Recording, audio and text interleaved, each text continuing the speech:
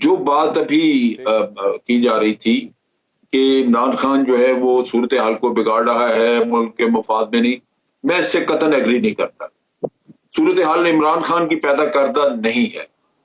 اگر کسی پارٹی نے یا کسی گروہ نے مل کے کہا تھا کہ ہم مہنگائی کم کر دیں گے، ہم یہ کریں گے وہ کریں گے، تو آج اگر وہ مہنگائی کم کر دیتے تو ہم کہتے کہ جی ٹھیک نکالا ہے، کیونکہ یہ قوم، یہ جو پارٹیاں ہیں، یہ واقعی عوام کی ہمدردی میں آئی تھی۔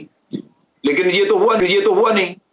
اس کا مطلب یہ ہے کہ آپ نے عوام کو بھی چیٹ کیا، دھوکہ دیا ان کو ایک غلط بیانی سے، اور ملک کو بھی آپ نے بحران میں ڈال دیا۔ کیوں نکالا پھر آپ نے؟ کیوں اس کو عمران خان کی گورنمنٹ گرائی؟ جب آپ مہنگائی کم نہیں کر سکتے تھے، آپ جو وعدے کیے آپ نے اس میں سے ایک بھی آپ پورا نہیں کر سکتے، اور آپ 16 کی 16 پارٹیاں ڈھول بجاتی رہی، لوگوں کو خوار کرتی رہی، کبھی ایک مارچ، کبھی دوسری مارچ، اور کبھی ٹرینوں پہ چڑھ کے اور کبھی بگیوں پہ بیٹھ کے۔ تو کیا حق تھا آپ کا؟ کیا جواز تھا اس کا؟ جب آپ کر کچھ نہیں سکے تو آپ کو خالی ہونا چاہیے، آپ کو نکلنا چاہیے، چھوڑ دینی چاہیے آپ کو حکومت۔